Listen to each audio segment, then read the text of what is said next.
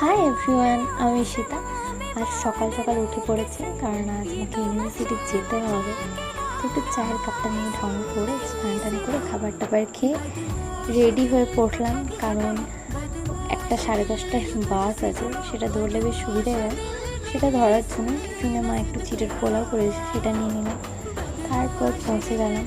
তখনও তেমন কেউ আসেনি, কারণ একটু বেশি জলদি চলে এসেছি ওই বাসটার জন্য আর কি। তারপর আস্তে আস্তে সবাই এলো। 12টা থেকে ক্লাস শুরু হলো। একটা ক্লাস হওয়ার কথা জানতে পারি, আর ক্লাস হবে না। তারপর কী বা করবো, চারিদিক একটু ঘোরাফেরা করলাম। ঘোরাফেরা করার পর আমরা চলে এলাম অ্যানিমাল সায়েন্সের ডিপার্টমেন্ট। এটা আমার মাইনর পেপার। তো সেখানে এসে একটু দেখে নিলাম যে কী আছে। তারপর বাস ধরে আবার বাড়ি এসে একটু খাওয়া দাওয়া করে রেস্ট নিয়ে মা সন্ধে দিচ্ছিল, সেটাকে আমাদের দেখিয়ে দিলাম।